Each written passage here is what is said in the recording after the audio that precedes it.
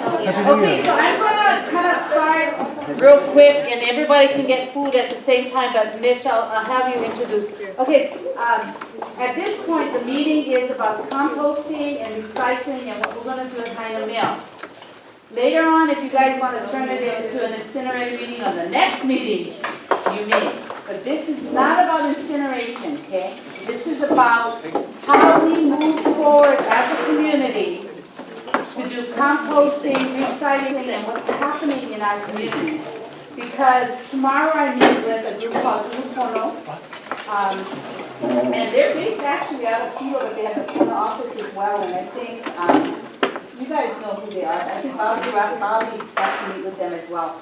But they're doing a digester, well, this is on rumors too, so I'm going to make sure that all really what's happening. A digester up in Waimea on Parker Ranch's land. So they're doing something to there. Besides, we heard that they may be buying Cloverleaf dairy. So I'm going to be meeting with them about both issues. And good things. So those are good things that are happening on the island so that we know how to take care of our land and rejuvenate everything so that we don't need help from the outside, right? We don't have to call people to the rescue because we're getting fined and all of that kind of stuff. But as long as we keep working in communities to do what is right, people will stay at bay, okay? We don't need nobody to come and try to rescue us. So anyway, at this time, I'm real thankful, and I've always said this in communities. When I come to do a community meeting, I never call one on my own because I feel we have enough community organizations in place that can host these types of meetings. And so wonderful that third Thursday is third Thursday, and that Mitch is always open to having these kind of presentations. So I'm going to turn it over to Mitch so that he can introduce our guest. So it has always been my dream to be introduced by a politician. And here we are, born to the job, I say. So there's all this green stuff, which isn't surprising. It's a jungle out there. What are we going to do? And what are we going to do in time for it to matter? How are we going to take care of ourselves? And how are we going to take care of each other? We believe that part of the solution is just enough.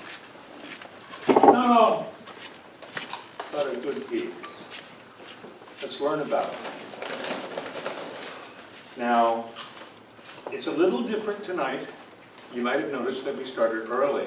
And I noticed that you all went right to the food, which is good, I guess. We will have another opportunity to eat, because my belief is some third Thursday folks are creatures of habit, and so they'll show up at 6. And so then, you know, what's left they get, and maybe they brought for themselves, and life is good. There will be music in between.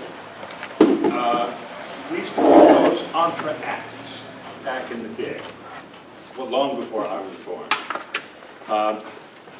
So that's enough padding. I'm going to just cut to the chase. Ohanasphere is the name of the organization, entity, that will be talking to us this afternoon. It's comprised of the following individuals. Raise your hand, smile, or otherwise yeah, well, they're friendly. It's just warming up. Yeah. So first we have Johnny Dubowski. And Johnny is a local resident. And we'll just let the rest go. Mark Lakeman, who lives on island. And, yeah, you know I went to France, so I'm going to do this right. This is it. Fabio Roscioffi. Very well done. Yes. Thank you. Bobby Grimes, who now is the undisputed record holder for the number of times he's presented at Third Thursday. He had some competition earlier, but he's wiped him out. So, you know, he is the Ohio State. No, I'm not. Clarify that. And last but not least, Bob Schaefer. Gentlemen, please take it away. Feel free to go until I start making noise. Thank you so much. Can't wait to hear what you have to say. So I'll begin by saying thank you to you all for coming out, and to Valerie for helping to put this together with the Thrive Thursday group. So that's Mitch and Terry and Lynn, Kuhan and Diane. And just thanks for everyone to get here to hear what we have to say. Just to introduce myself a little bit more for those of you who don't know me, my name is Johnny Dabowski. I moved to Honoka'a 7 years ago. Open a prayer. Now, me and my wife came out here because I was doing environmental management work, ecological restoration, and forestry project. I worked for the Natural Resource Defense Council, and I would say that I was living between yin and yang because I'm in New York City and Honoka'a, two very different places. And, you know, getting onto flights at like JFK Airport, when someone started asking me, you know, where are you going? Even in the first year, I would say I'm going home. And, you know, I'd be walking on Mamane Street, and auntie or an uncle would come up to me and they'd say, hey, welcome home. I'd like been here for just a couple months and I was getting welcomed home. And that's something that has never happened to me. Even in New York City, you get a lot of like weird looks when you know, are overly friendly. So it was an amazing experience, but it comes with some serious responsibilities that I think have motivated forming this business. And it's, you know, these ideas, we hear them called the triple bottom line, or just looking at people, planet, and profit at the same time. And that's like really what brings everyone here. You know, everyone came out tonight in sort of a shared vision. And sharing a vision is not always easy, but that's actually, I've learned more about how communities can work together living here than anywhere at any school or anything. The CDP, the like Hamakua agricultural plan, these plans are, I joke around because I read all the compost plans. There's probably 10,000 pages of reports and plans that have been done to fortify or secure this place and the resources. And it's just an exciting time because, you know, as Mitch said, we are just a part of the solution. We're definitely not bringing the whole solution to any problem, but the community is an equal part at the table. So from the beginning, we just wanted to begin sharing what that vision is. You know, this whole coastline is full of all these resources, and they get protected by different people in different ways. But we are really happy to say that we have just closed, and we now are the owners of the Hilo Mill site. So after about 5 years of development and a lot of prayer and hope. So that is a plan.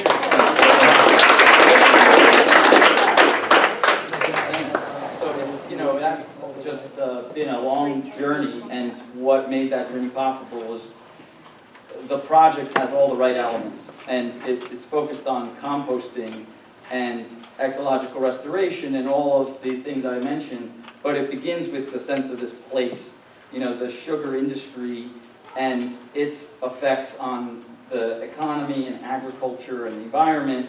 You know, if you look at the mill, there's this, I was going to show it, but you guys can check it out. It's hard to find. I'll post I'll post a link on Valerie's Facebook page. Is that cool?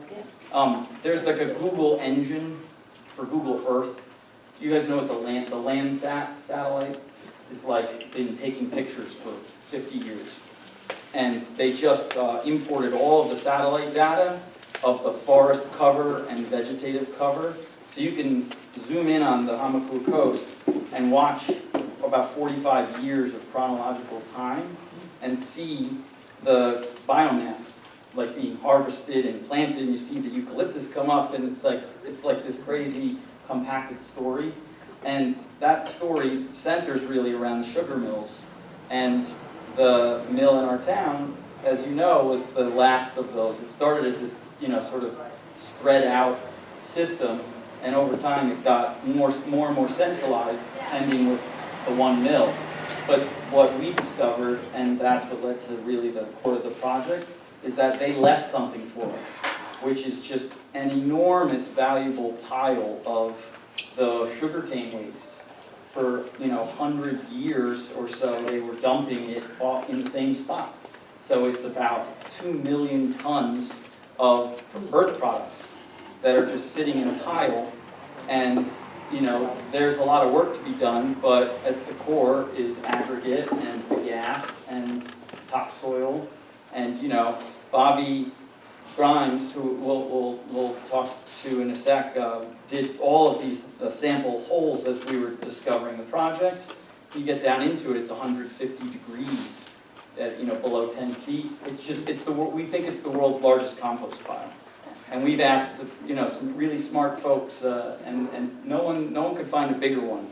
So I think that we'll get Guinness here eventually, and there's an exciting part of that. But the story is really a nice next chapter. When we're able to restore that sugar mill to become a place that's going to be connecting and helping agriculture become a central economic stimulus again. That's our ultimate goal.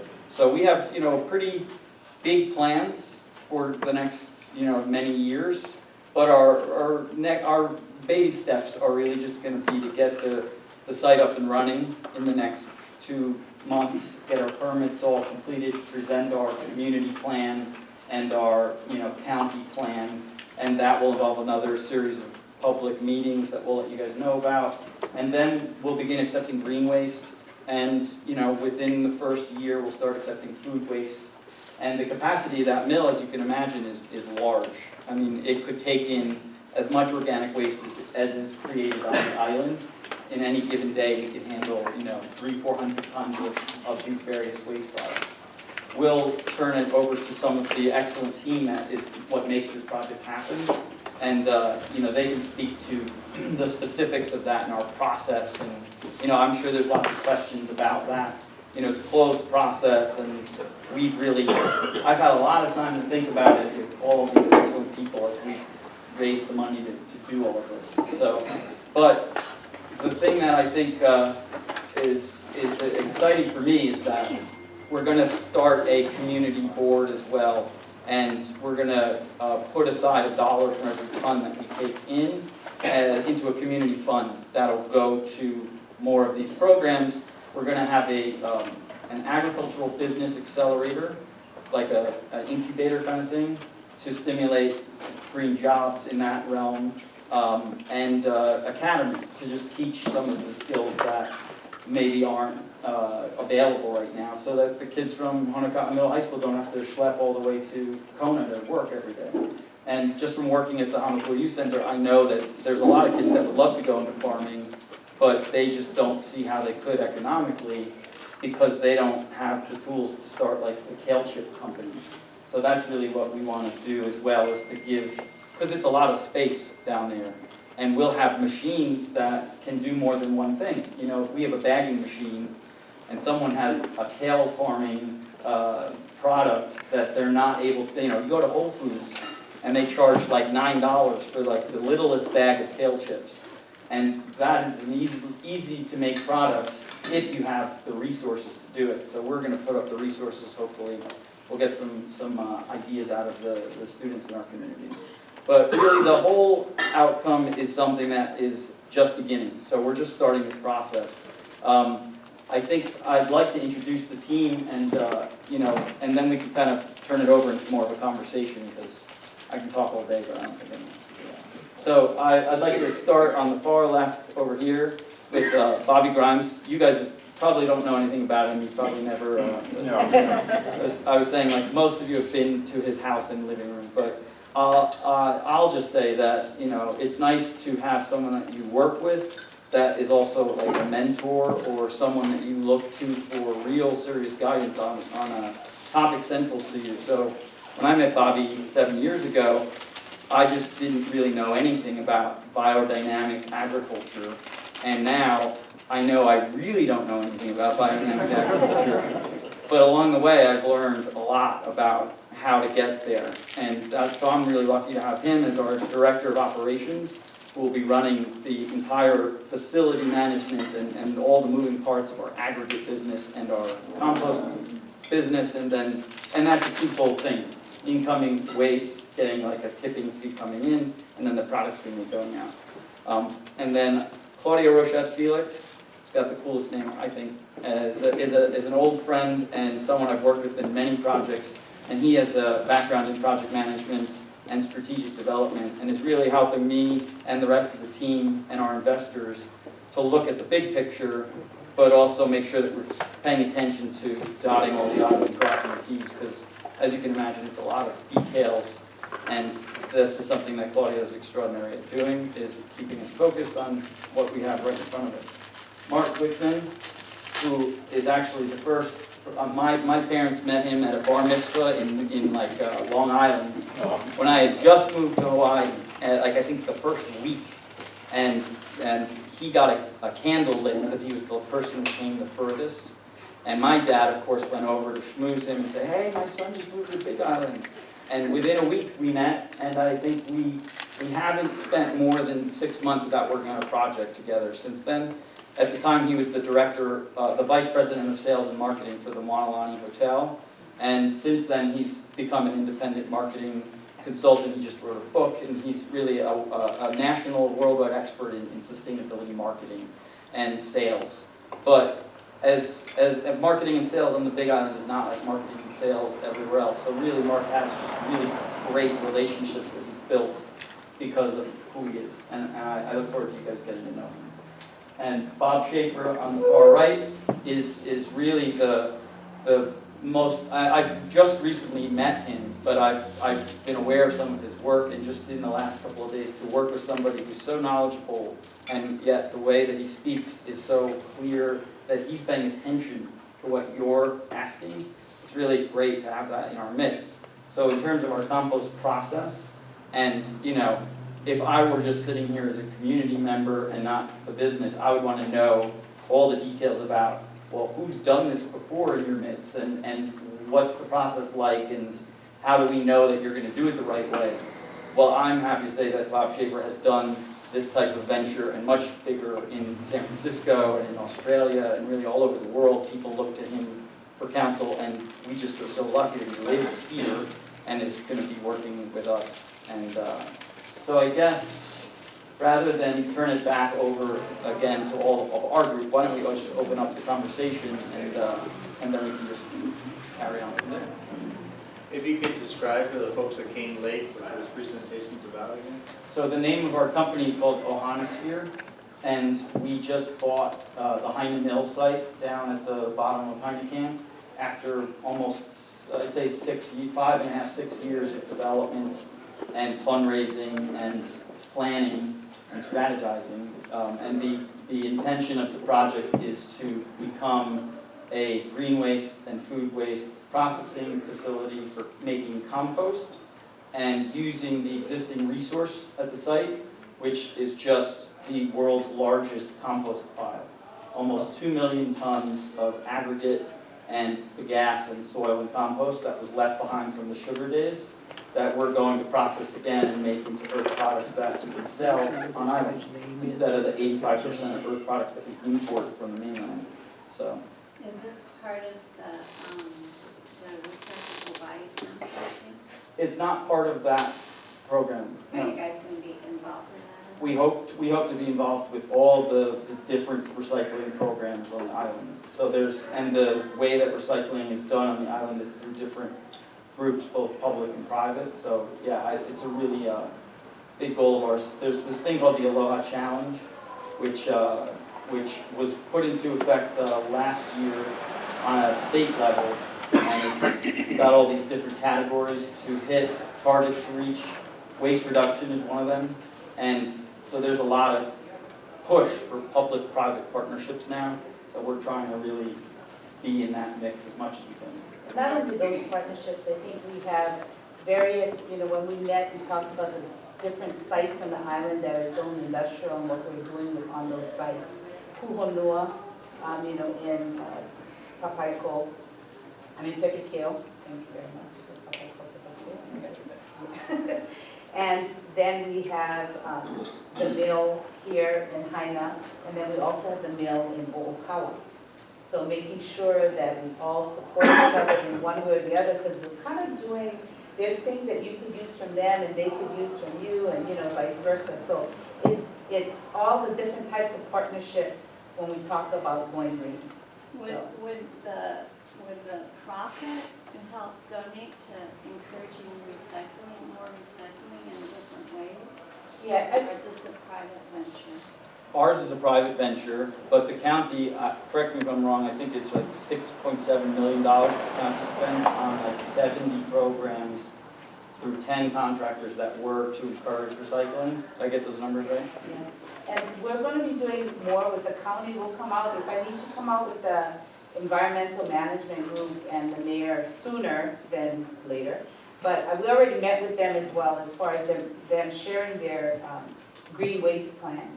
So that's going to be coming out soon, but they're meeting with all the council members first and talking about getting that green waste plans into our different rural communities. I met with Margaret a little bit about that coming up into Waimea and the different services that we want to put out, Kohala, Waimea, so that we can do the one-stop shop kind of place in the overflow and meeting Department of Health regulations and where is that overflow going to go. So there's a lot of things being planned.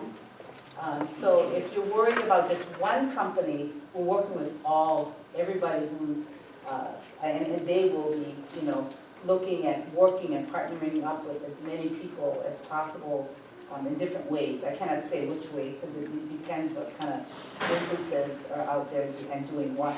My hope is that all of our communities individually will be taking care of that ourselves. And the reason why I said that, we could do that before. I don't know why we can't do that again. I was born and raised in a plantation village. We did that. We were isolated many times because of storms and bad bridges down. All we had was the old Namalahoa Highway. We didn't have the Highway 19. So we were always isolated, but we grew our own food, we did our own composting, we had our own fertilizer. We survived because we as a community did everything we needed to do to take care of ourselves and not rely on barges coming in. Of course we had to go to the store to get toilet paper. A lot of times they didn't, because I remember back in the day magazines or newspapers in the outhouse, and you're gonna have to go do this. So I remember that when I was, so we survived, and my hopes in working in my community in District 1 along the coastline is looking at all the small communities and working with them to prepare for these kind of, it's more mitigation and more not just disaster preparedness when a disaster is going to happen. But let's do the mitigation planning now. Let's have all these types of things happening in our individual communities, where our community will do our own recycling, where our community can do our own compost, where our community can do all these things. Then we don't have to rely on government, or we don't have to rely, on other people to come into Hawaii, yeah? Other things to come and try to rescue us because we're not doing something right.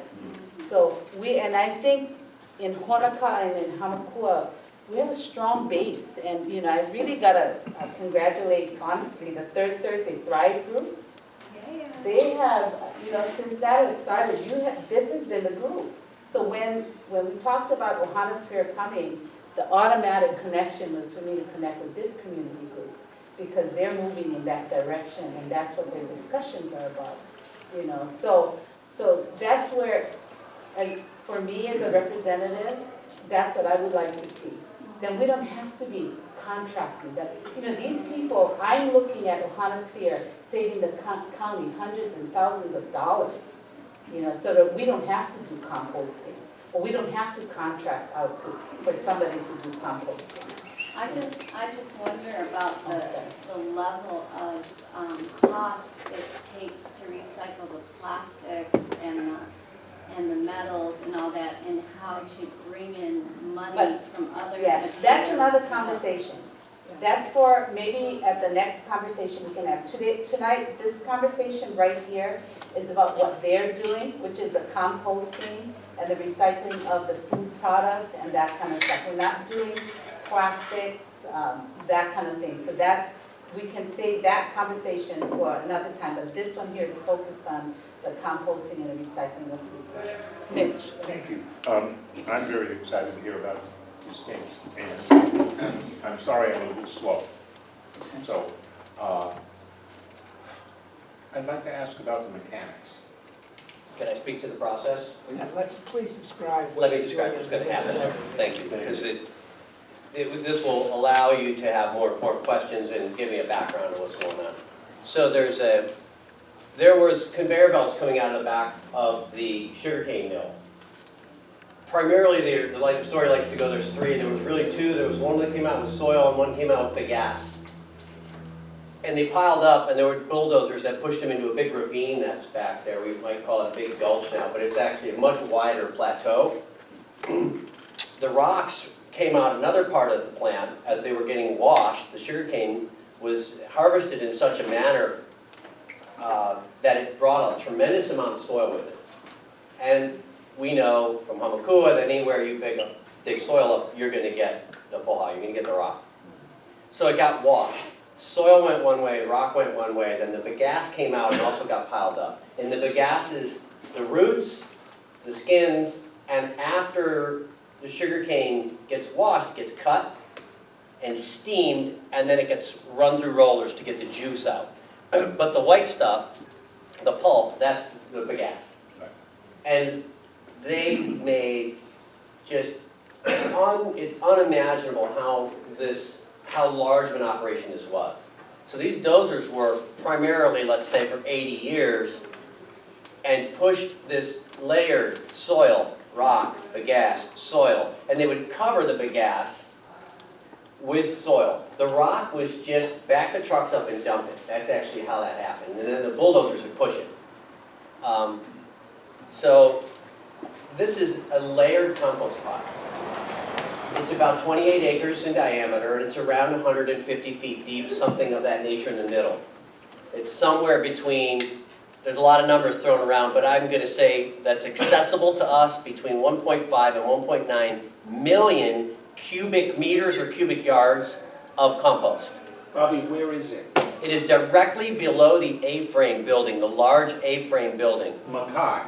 It is on the Makai side, exactly from the big A-frame building. Okay. The road from the power plant, Okay. Yeah, if you right below that. Yeah. Okay. I actually have a map I brought with me that I'm going to tape up on the wall, and it will reference everything for you. I didn't want to do it early. Some of us are from Waimea, so we're not as familiar. Yeah. So it's right below Honoka'a town. 1 mile down is a small camp called Hilo. Right. It's amazing. There are people that grew up around here that don't know Hilo exists. It's just this amazing little tiny camp But you go down down the there. road out here, Yeah. right, and at the bottom. Exactly. It goes right in, and then it goes So into an somewhere in industrial area. I have. You go seen through the that. camp, and it kind of does a little Yep. chicane, and you get to a large, ginormous building. Yep. This building, to give you the scale, you could fly 2 helicopters around inside of it. They could play chicken. It's You literally, tried it. so it's 115 feet to the ridge beam. It's a 255-foot-long building, and it's 110 feet wide. And so the cement, just the cement, there's $4 million worth of concrete. And that's not talking about the beams. There's a conveyor, there's underground. You know, the sugarcane spared no expense, this company. This building was built to be a pellet plant to try to run this sustainably at that time, to burn the bagasse to make the steam for the boiler, which ran the entire operation. Wow. So that was an attempt. It was built in 1980. And it was a New Zealand company that came in. It was actually John Ross and his family. It was his father and his father's brother, his uncle, that actually came here to do that. And he now takes down the old mills and sells the scrap metal. And so anyway, that gives you an idea of the scale of this one building. We have 3 warehouses down there. There's 6 parcels of property with mixed zoning, agricultural and MG1, mixed general use industrial 1. It's a one acre lots. And we have a couple of those, and we have a couple ag, and we have a residential 15 with another building. Just to paint it, we have 3 different zonings and 6 parcels. It's about 51 acres. The bagasse pile is on its own agricultural pile. We're gonna dig it up, and we're gonna scrape some of the dirt away, and then you'll see the dark, sticky bagasse, which is very hot. Very, very hot. We only went 10 feet deep. We did 12 test pits, and we screened all the soil into different size screens, so you can see how many pebbles of each size, from 3/4 minus to 1.5 minus to 2.5, all the way up to the 24-inch boulders that you could see. So you can imagine how these steam shovels were taking so much soil that they were able to get 80-pound rocks in the roots of the sugarcane. So you can't imagine even harvesting like potatoes or something like that and getting a 50-pound rock. It's unimaginable the scale that was happening near the end, as this is not with the cane knives. This is steam shovel. And so they had stacker machines that would stack the cane. The numbers are unbelievable how much this table could eat. They had to keep feeding it something like 10,000 tons an hour. Just the numbers are unbelievable. And this pulp that kept coming out the back would fill those warehouses and then go out and get buried. And so it has sugar in it. You can't get all the sugar out. They would steam it a few times and roll it a few times, and you still can't get all the sugar out, right? It's impossible. So there is our food source. There's our energy source for the microbes. That's where the heat's coming from. So it's also in layers. There are layers of bagasse, and it's very dark, it's very sticky, and it's very, very, very hot. You can't touch anything approaching 150 degrees. It's ridiculous. When I got down in there, it's steaming, and we're really pretty excited, when we figured this out. We did 12 pits, so we have a sense of what the pile topographically looks like, and we were able to kind of make a map of that. And so our plan is to extract that material and sort it into primarily 3 products: topsoil, bagasse, and rock or aggregate. There's enough rock there of each individual size that we don't need to break it. We don't need to crush it, 6-inch minus, 1-inch minus, 2-inch minus. We just need to screen it. And then we can have low-cost rock for the farmers and people who have roads where they don't need really high-end rock to do engineering that they're going to put asphalt on. There's a different geotechnical spec. We don't need that. We want low-cost rock to go out in a big way to impact the farmers in the co-op lands, particularly for me. That's what I want to help out. We know the co-op lands down there. People don't lease some of them because they just can't actually safely access them all the time. And they wash out. They are county roads, but since the co-op leased them, they're not helping to maintain them. So we've got an option to go and help them out at so many different levels, not only just with their roads and their infrastructure and their driveways, but with compost, compost tea, and soil. So we'll have topsoil, we'll have fill soil that's a little less biological activity. We can tune up the compost with, Bob and I have been talking about it, and we figured 5 different grades of compost for how far you want to go. How much biological activity, how much mineral content, what are you growing? Is this for palm trees over on the other side? Or is this for your carrots and stuff here? Or is it for orchard? So we can target our compost because that's what we're passionate about. Bob and I are like crazy composters. And if you haven't seen Racing to Zero, the film about San Francisco's journey to zero waste, Bob is one of their primary consultants and is featured highly in that documentary. I would recommend that you watch it. It gives you a sense of what can be done on such a huge scale.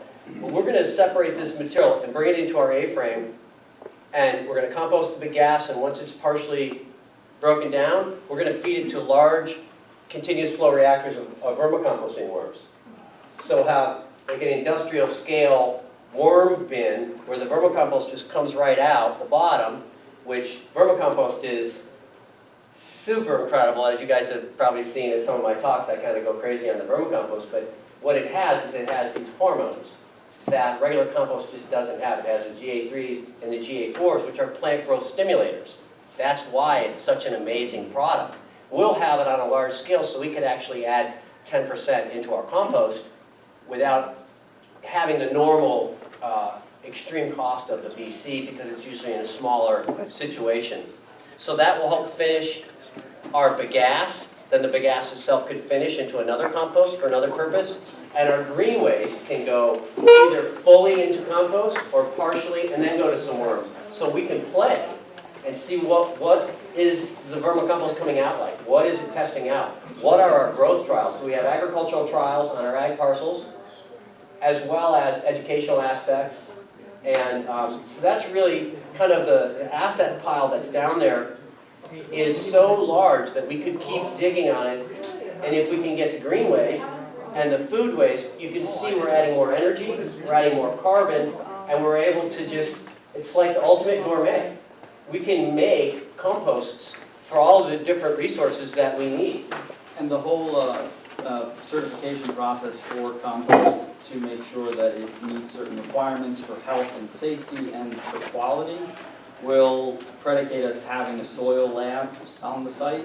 And so Bobby's got the best friends in this world. And so Dr. Elaine Ingham, who's just another genius in the subject, is going to help us build the soil lab, which is not just going to be for testing to make sure the product's basically not bad. It's going to be to go further than it is, really being done en masse in the industry, especially as it relates to Hawaii, so that we can ask the farmers what they want and in real time be cultivating exactly that product in a way that's really beneficial. I think maybe if you could explain just briefly the composting process itself, how the stuff comes in, I think that might help people as well. Sure. Well, Bobby just gave a good description of composting and the options that we have, with earthworms being a really important part. We can take this material and pre-digest it, sort of like we would do in kimchi or in sauerkraut. Pre-digest it just a little bit in the compost process, and then feed it to worms. And in the feeding to worms, the earthworm has evolved to ingest this material, inoculate it, and turn it into a partially humified end product that, once again, Bobby referred to the 2 hormones that have been known. Part of the research on hormones in vermicompost has been done in this state with Dr. Ericon. In Hilo. In Hilo. And so, in essence,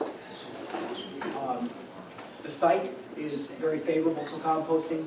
There's not much potential for it to become a nuisance. I don't anticipate much smell coming off or much leachate coming off of this compost process because of our ability to manage it with a large building on site, plenty of room, there's not neighbors.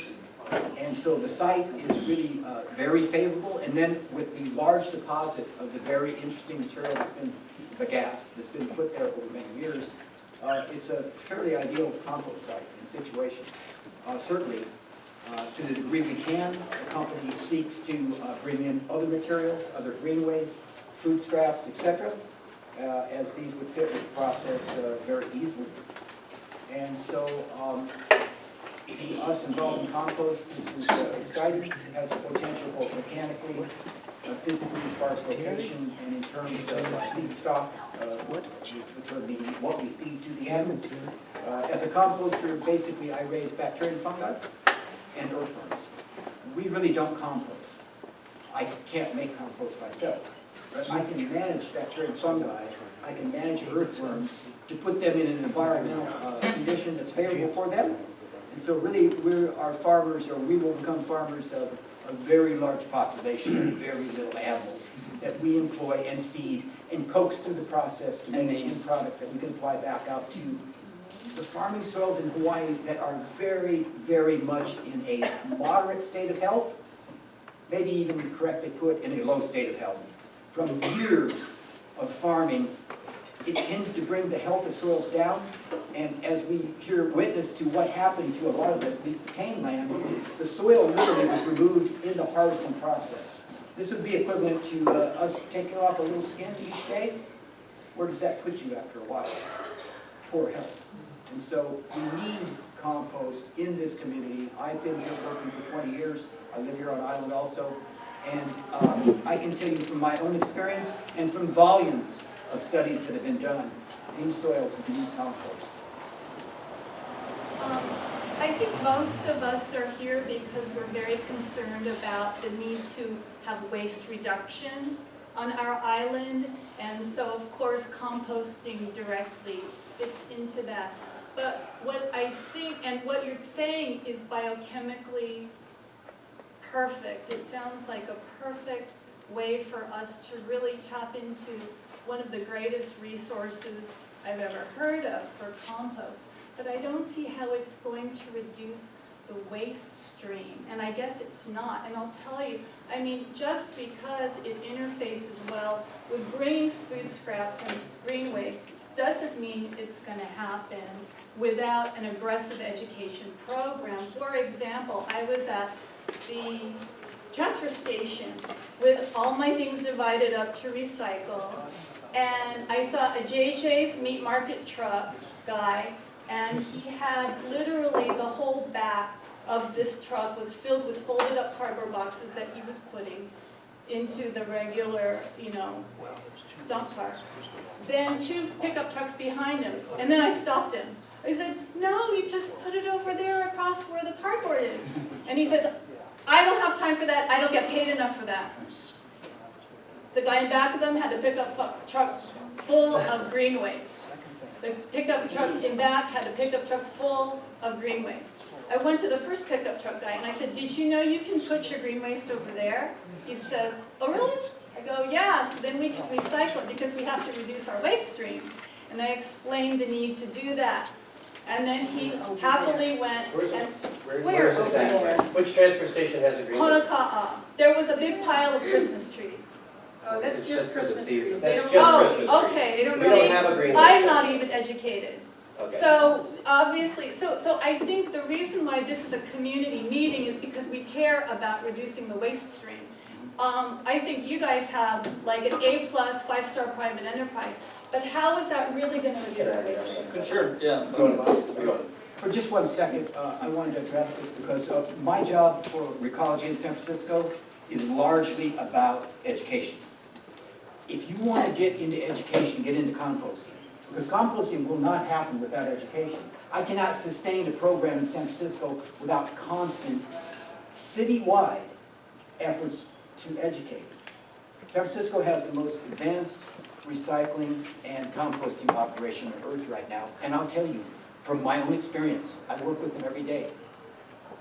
We are stressed constantly to educate the public to cooperate with the recycling and with the composting operation both. It is absolutely correct to state that this is going to be about education, and it will take all of our efforts to educate on this area. And my history and background is from in part environmental education, as is Bobby's, and our whole mission is really about, so I started over 200 school garden programs across the U.S.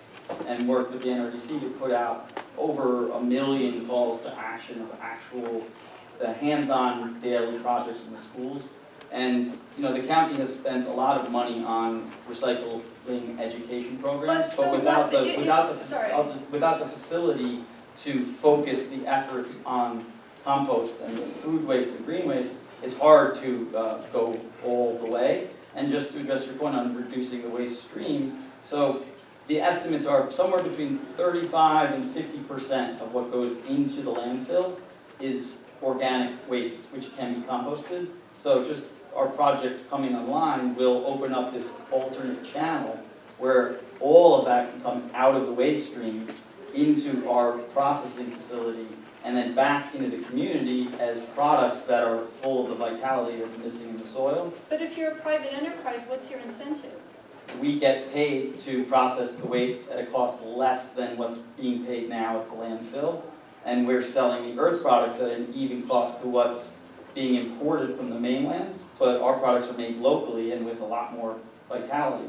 But And you're then we sitting on don't, a gold mine, so why do Right. you need to spend your time and money and thought thinking about how to educate people to bring their green waste to you when you're sitting on a gold mine and you because can just mine we're what trying to you do the have? right thing, and there's actually money to be made to have a sustainable business doing that. Let's get back to Yeah. it. So your question, just to address it, we're going to be able to divert, like Johnny said. Your first question was, how are you guys going to divert, and lessen, reduce? This is how. That's it. We're going to take it, we're going to turn it into something good. You see it's going into the landfill, it's sequestered there. There's no access, there's no use, there's no usefulness to it.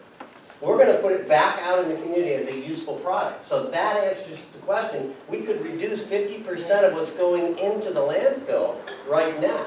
But I think my point is that Okay. that guy would have Okay. still put it in the Okay, and this landfill, is- even and if this you is- were in existence. Right, and this is where I'm gonna be working a lot in our community as well, because we're working on a green waste plan and looking at our transfer stations on how we're reducing waste.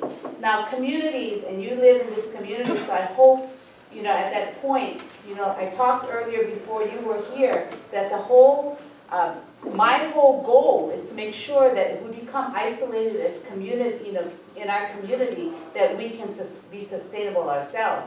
And that's taking care of our own waste and all of those things. So we are responsible for teaching all of our own people and keep that going. So we are all. It's not the county or anybody else's responsibility. It's our responsibility, and I think Third Thursday Pride Group does a great job at educating and the best place to come. So these things are happening. It will happen, but we have to make it happen ourselves. Can I ask you a fair question? Go ahead. I think some of us are a little perplexed in the audience because the way this was kind of announced or gravitated towards, it was kind of a pro and con about the energy to waste incinerator issue. Now, you kind of addressed that when you started. No, it's not. Wait, Okay. excuse me, I'm almost there, I'm almost there. Okay, let him ask the question, because I'm I think gonna. the question is, what I think we're talking about here is that, in a sense, we're gonna be diverting more stuff away from landfill or from the incinerator, right?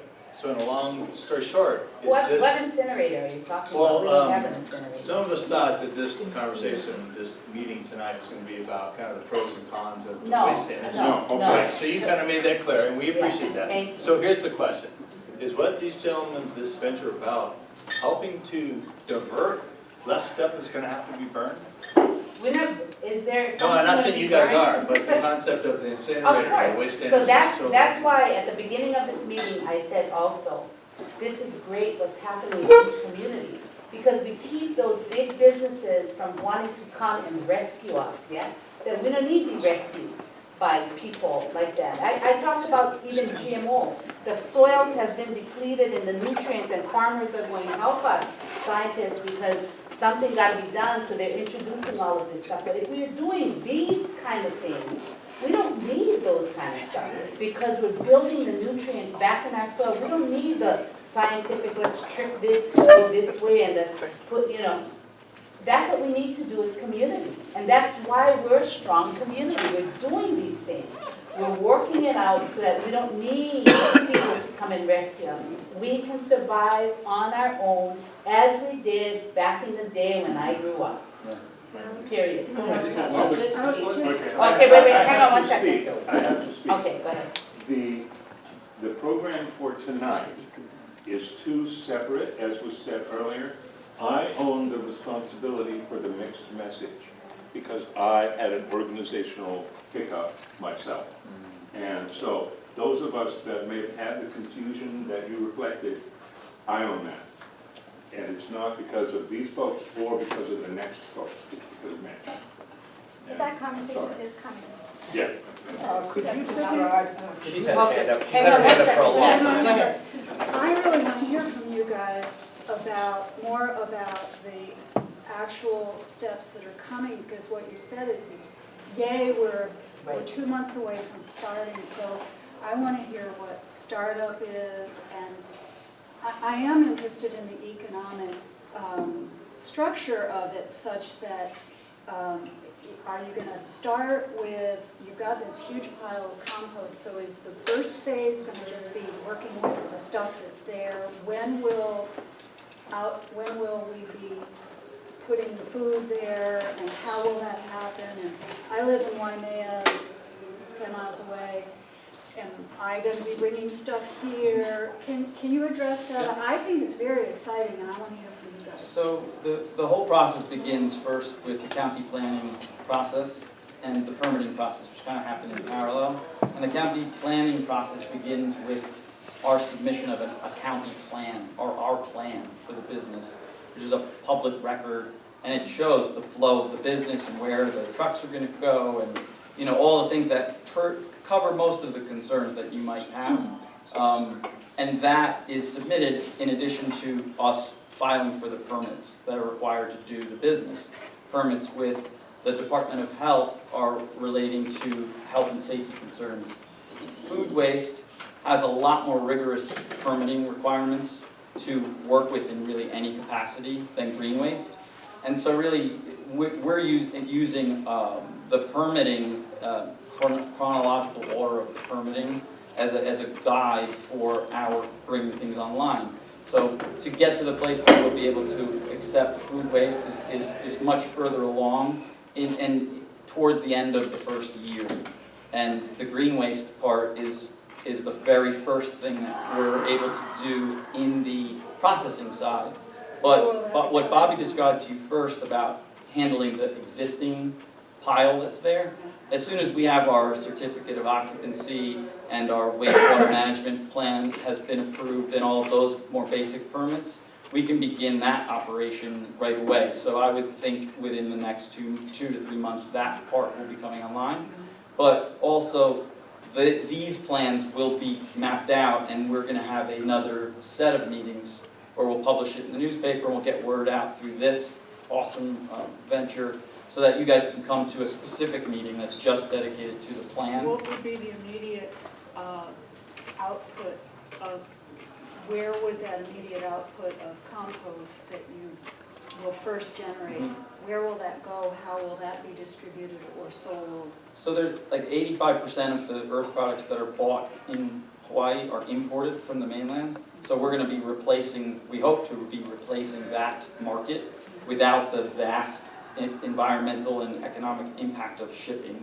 And it'll be sold both in bags, so we'll bring by truck bags to Home Depot and Lowe's and all the big box stores, but here in town to Ace and anywhere that you buy that stuff. Then Bobby's relationships and work with farmers for going back, a decade will be a part of our connecting with farmers to see exactly what they need and to provide those products directly wholesale. So you can bring your truck and fill up the back of your pickup truck with stuff, and you can come and make custom blends. We're really going to be covering all those bases. The amount of trucks that we'll be adding into circulation will not be anything of, at least in other ventures, the numbers that have triggered any major concerns, we're not even close to that. Because we have the Standard Oil Road that comes in, where it is on the highway coming in, the back end to our site. So the actual way that it would touch our community is very much removed. Gentlemen. I'm curious about the power ecology. How are you handling the power? What's your power evaluation in terms of power and cost of power? Bobby, do you want to? What you generate in way of power? Are you going to generate any of your own power? Electrical power, Jack, are you talking about electrical power? Yeah. Yes, Which is so expensive. it is. Well, fortunately, the primary phase of our project is digging the stuff up and running it through a screener and grizzlies, and it's wheel loaders and bulldozers and dump truck. And then inside the A-frame, you have a tractor that pulls a 16,000-pound turner, compost turner, a row turner. And the compost will be managed in the A-frame on the concrete floors. It can handle 6,000 tons at any time. It'll be 5 rows. So there's no electricity needs there, and I did look at that. I thought because it would be quieter and everything like that in the whole 9 yards. But, so our electrical costs right now, even with the continuous flow reactors, are almost negligible. We need like a residential power for the house, for our lab, for our office. But as far as needing even a 3-phase or a 440 or anything like that, nothing until maybe even a couple years down the road where we're getting food waste in a volume where we need to get like an UNTHA 4-axle shredder. That's 220 at very minimal amperage, and it would run for probably 6 hours or 8 hours a day, unless it ramps up. But basically, very small amounts, and our plans are to put solar and completely operate our site off solar. On the manager's house, on the green roof building, on the lower warehouse as well. So we've spec'd it all out. How about the water balance? Water and water out. The water in, water out, well, we met with the water department several times and the engineering guys, and we're working on that right now. There are certain requirements that are, seeing as how we have 3 different zonings, there are different requirements on each zoning, right? And how much water, and is it ag water, is it residential water? So we're in that phase right now of figuring exactly out what are our options, how can they help us, how much water is there, etc. So it's a great thing. And we also have 66,000 square feet of roof just on the A-frame alone. The roof square footage is 66,000 square feet. It could hold 3,055 solar panels at $1.069 trillion watts a year. And Well, that'd be $1.069 trillion just because I've done the math. we inherited a 350,000 gallon and a 500,000 gallon tank from the old mill that are in, you know, they need a little bit of repairs, but we will be catching rainwater and storing it in these very huge tanks.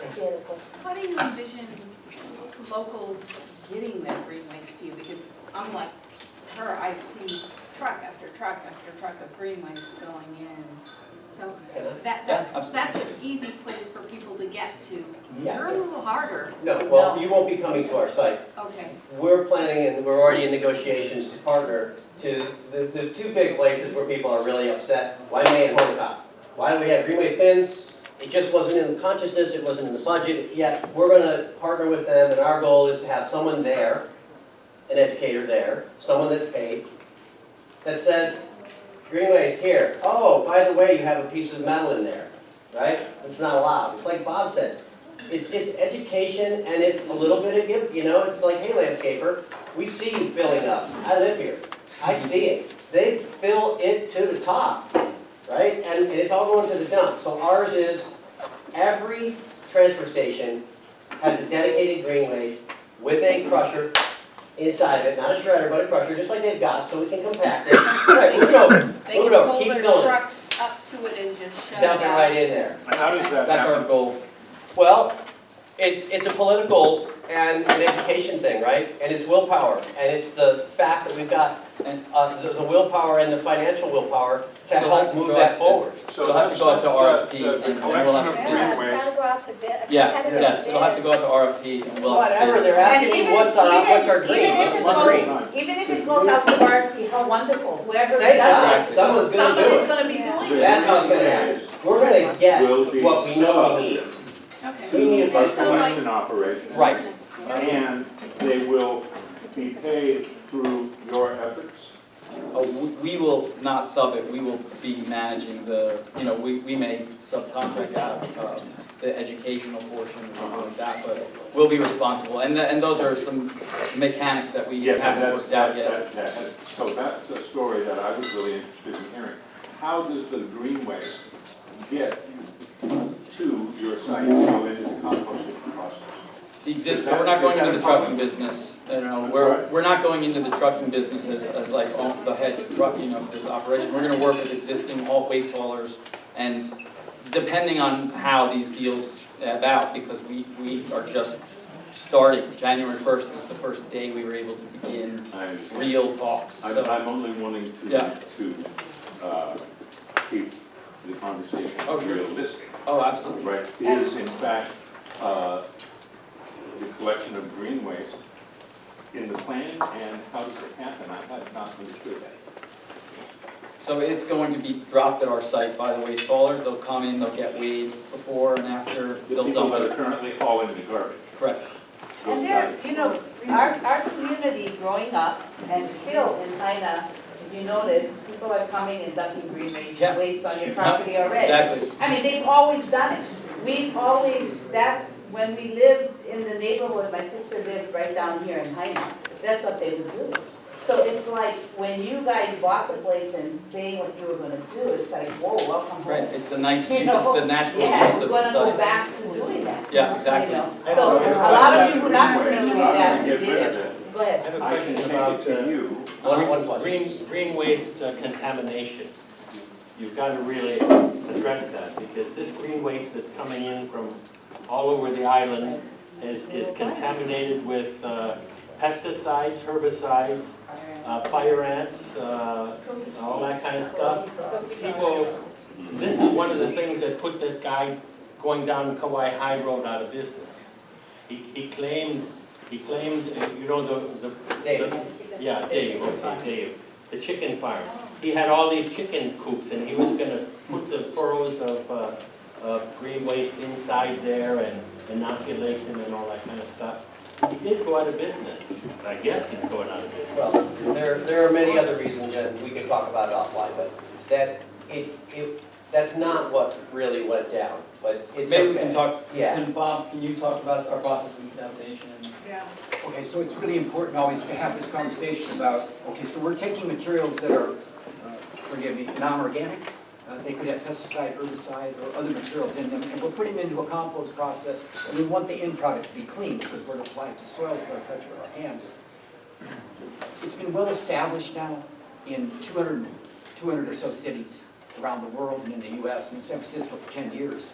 I handle that material myself, so in other words, the compost process is the answer to this. There's 7 functions that microbes perform in this living world. One of them is the breakdown of toxins. This is done enzymatically. Water bottle, part of the bottle. So here's the plant cells, okay, plant cell. And with exposure to a bacterium with the right enzymes, the plant cell is opened up and decomposed. Chemicals are decomposed in the composting process. If the compost process is designed well, carried out well, and the compost is mature or cured, it breaks down the small amount of pesticides and herbicides that are found in green waste material. We know this for a fact because there's been 10 years of study on it in the San Francisco program alone. So here's the answer to this. We use a thorough process that actually nature designed to break down toxins in the environment, and then in the end we verify by sending out to certified labs the end product for heavy metals, for pesticide herbicides. There's 300 or so commonly used in agriculture that can be tested for, and then for salmonella, E. coliforms, any type of biological pathogens, weed seeds, and for inerts. So in the end, before the compost legally will be allowed to leave the yard, be addressed, be sold to the public, it must pass all 4 of those tests and held to the highest standards of Cal Recycle Title 14, which is the highest standard in the United States right now. So in the end, we end up with a product that has been sent through a compost process that's broken this stuff down, and that is verified in the end to have a safe product to apply to our land or to touch it. So that's why you have that lab at the site. Exactly. Well, also, but also too, this is for in-house testing, just to watch our process. All the compost, before it's sold to the public, will have to be sent to a certified lab for analysis for heavy metals, for bacteria, fungi, nematodes, protozoa, this type of thing, for pathogens, for sharps, inerts, and for weed seeds. To verify they're not there or it cannot be sold. When we saw the film of that, waste program in San Francisco, there was a discussion and the question was, how relevant is that for communities like the Big Island where everything's squashed? And listening to you and the activation of the education, it's sort of like that's going to close the gap is what it is. And I'm wondering if we're talking about that because we're very diverse and spread out. So is the city of San Francisco. Even though it's a very compact city, there's 180,000 people there. Yeah, And believe me, it's like herding butterflies. I'm thinking, And if San Francisco can do it, we can do it. We have 180,000 people on island. We have a very cooperative populace on our island. We can do this. It is not difficult. It's about us educating ourselves, educating our neighbors, and doing this simple task. Here's what we do. Take your organic matter and get it to the next person in the chain. They can get it to you and can get it to them, and we'll compost it. We'll appropriately handle these materials. The San Francisco program is entirely appropriate to here. It's appropriate to Guam. Guam has 200,000 people. We have 180. Guam exists off of tourism and the military. They have a full composting program for all their food waste on the island of Guam. They also have a zero waste program, which is actually wrapping this conversation. We have a zero waste program that was developed by the county council at great cost, and we're now asking the county government to implement that program which will give us a lot of education, should give us an opportunity for education. Let me say this, if I don't have a compost site, what am I educating about? That was the point I was trying to make. I have to have a compost site It's to going educate to about. hold Yes. all of that Yes. educational piece Yes. together. The guy's taking the stuff to the dump, I'm throwing it in the dump because there's no place to take it right now. Guys, I'd like to just pass it to Ross Birch of the Visitor Bureau of Hawaii, just to speak to that. And just a good friend of Ohanasphere over the last few years. But I just want to make a comment about the collection portion of it. It's education, it's one, convenience. You mentioned if it's not convenient for a company to do it, they're not going to do it, regardless if they know or not. And it's a relationship with the county. If 50% of the waste is going out of the landfill, that means that those haulers need to move 50% of the time. Do you really think that county employees want to work half of the time that they're working right now? They want to haul the same amount of product at different locations to make sure that it gets done properly. That's the relationship that needs to be created with the company. So it's those three elements need to be part of the collection. Island-wide is happening already. It's going somewhere. It needs to continue to go somewhere, just in the right direction. So I don't want to put the county on the spot either, but that's where the relationship is. Know that we all are the county. Can you describe what type of instrumentation you're gonna have at the lab? You're gonna have mass specs? Are you gonna do? No, I really don't want to get into the details of that in this discussion. If we could just. Well, I wanna hear what your analysis is at your lab. What are you doing down there? Well, we don't even have, certificate of occupancy right now. But Wayne, what kind of instrumentation are you talking about having? Well, look, we've been using an in-house lab just to monitor our process throughout the process, but again, required by law, I must take the compost before I deliver it to you and send it through a certified lab's attention. So any in-house work that we do, sir, is just for our own purpose to educate ourselves and to watch over the flock. Remember, these are microscopic animals that we're managing, and you need to magnify them to see them and determine their presence, their population, and their health. So our analysis will be for our own purposes and has nothing to do with the end product per se as far as its legal status. Well, I mean, it's a simple question. Well, What it's type of pretty technical. instrumentation you got? That's what they said, that it has to be. We'll be using a pH meter, a microscope. Yeah, I have a soil lab in my house right now with a Leica CME, with a halogen, with a trinocular, with a video. So we're into it big time. I mean, that's just one small part of the scene. And we'll be using the certified labs that we The have. certified labs. So that we, that's where the rigorous standards are set. Have you already done any analysis of that gas pile down there, the cane wash pile? We have. The University of Hawaii did a study for us. Obvious concerns are the arsenic from the old sugarcane days. Right. I'm sorry to say that it's all been, pushed into the ocean or is no longer in the pile because of time and other factors. And the actual, just with no work done at all, the existing pile down there, the corn that was grown from it in the University of Hawaii Hilo lab was better than the corn from just the baseline Hilo soils. We have those reports on file. Yeah. Well, I don't want to get into whether it's biologically available. It probably isn't because the arsenic is bound with iron and aluminum. But 10 years ago, the company I worked for, Honoka'a Energy Partners, had access to that, owned that. And we looked into doing a soil amendment retail business, and we're kind of scared off by the arsenic that actually is in the pile. So to clarify Johnny's comments, what Dean Matthews did in the study was they did 3 different things. They used our bagasse compost, they used Hilo soil, and they used the Hilo landfill green waste, and they did sweet corn trials. And then, of course, they did ash analyses. Are available, as you said, since before 1927, they used a different form of arsenic. With the high iron content it binds, it's not available to the plant. So it's not available to the plant, it's not available to the plant. It wasn't, the background soil in the island here has more, in different places, had more available arsenic than the bagasse did. So it was somewhere around 40% of the federal standard below. And our site has to be maintaining federal standards, and we go beyond those. So we've done exhaustive analysis, and They grow 2 different rounds of corn for us at UH. What about GMO? what about them? She had a question. Sorry. First of all, I want to thank you so much for bringing this incredibly important piece to our race to zero waste on this island. This is so exciting. I can't even believe that it's all been happening.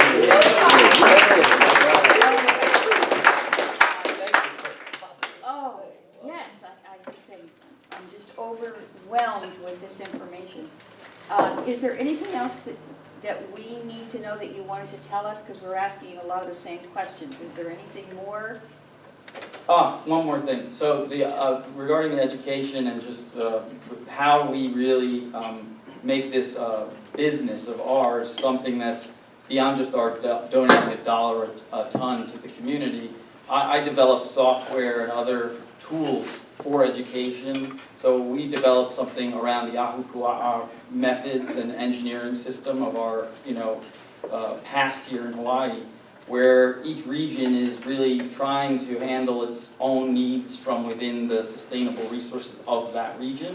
And we're going to be implementing, it's not going to happen tomorrow, but we have prototypes that we're working. So in the first 2 years, a program that follows your waste. So if you go to a restaurant, you can check in on Foursquare or Facebook and follow the food waste from when you ate there to go to our site, and we'll be acting as liaisons with the farmers that make that grow the produce for that restaurant, so that we get the compost from your meal that night to the farmer growing the food for that restaurant, closing the loop between you and where we eat and where the tourists eat, and really trying to centralize that into each Honoka'a as best we can.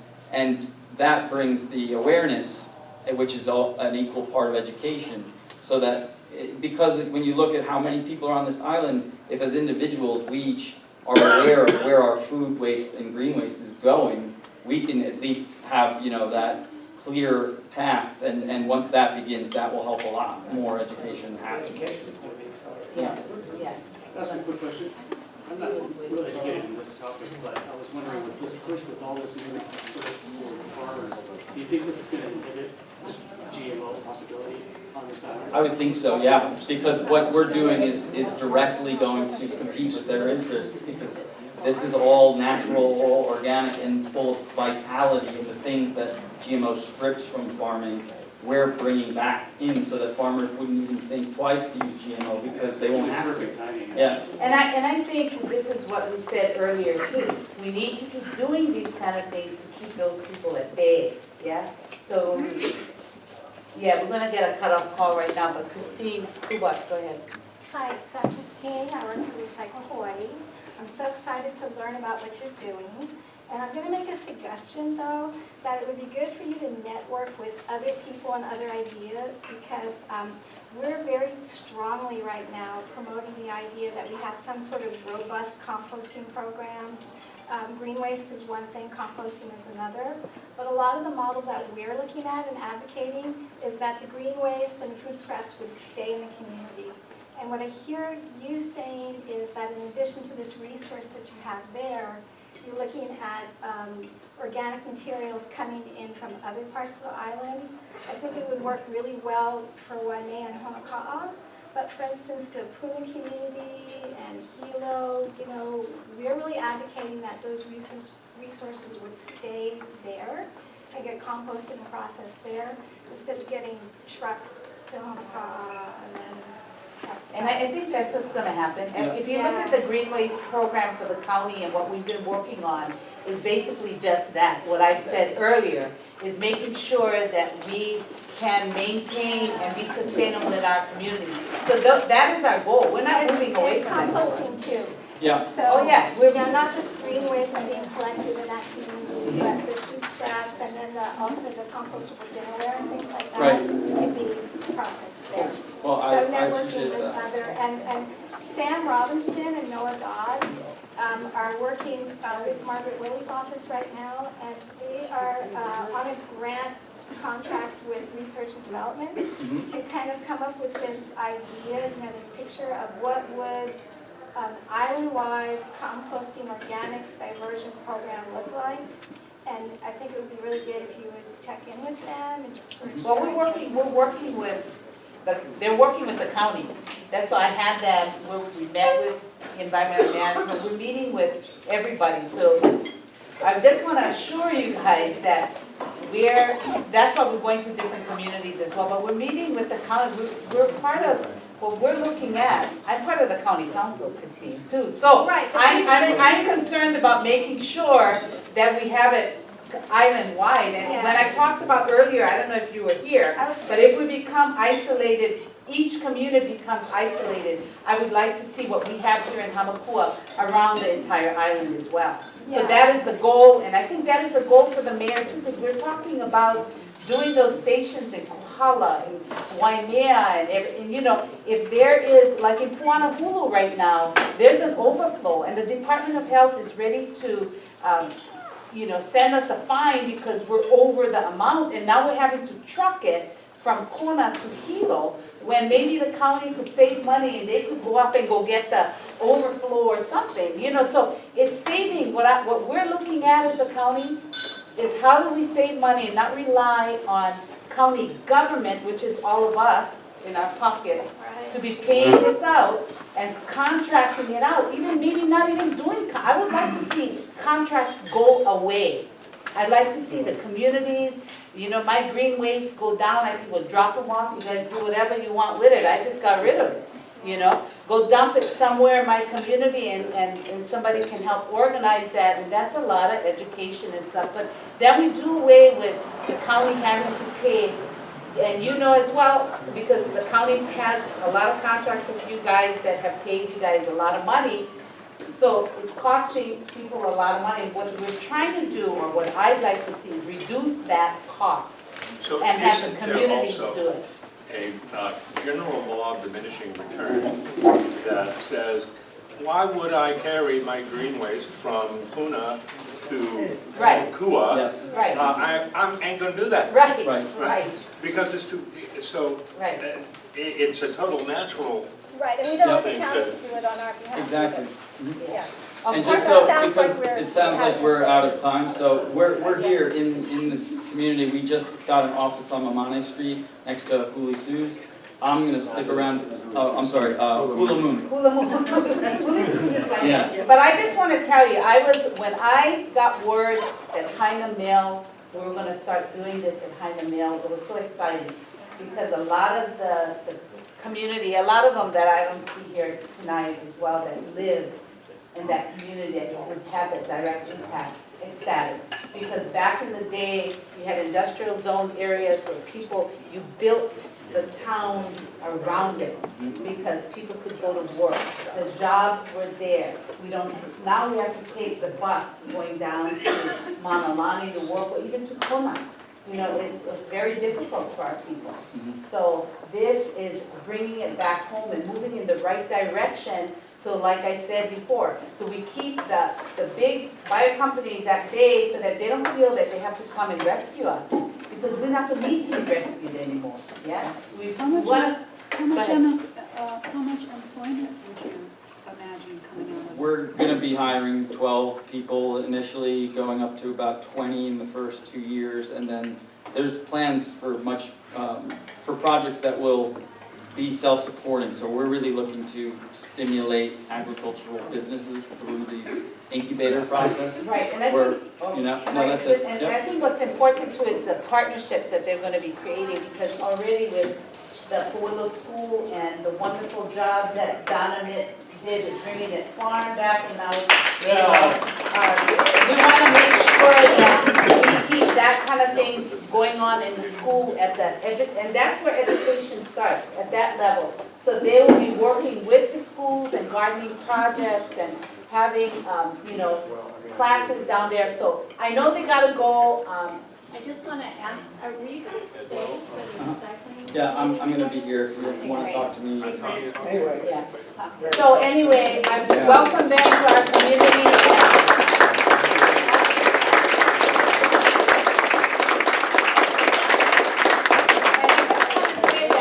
Ross Burt, our tourism guide, he actually lives here in Honoka'a. I don't know if you all knew that. He married a Honoka'a girl, right?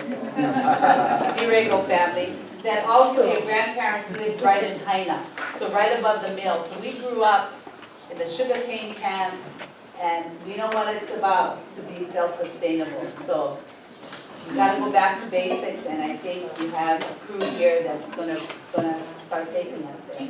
So, Can we get rid of the styrofoam? can we get rid of the plastic? Thank you very much. Thank you. Everybody's planning on leaving right now, and they are not on our distribution list for third Thursday Friday, please sign up. I'll send it around.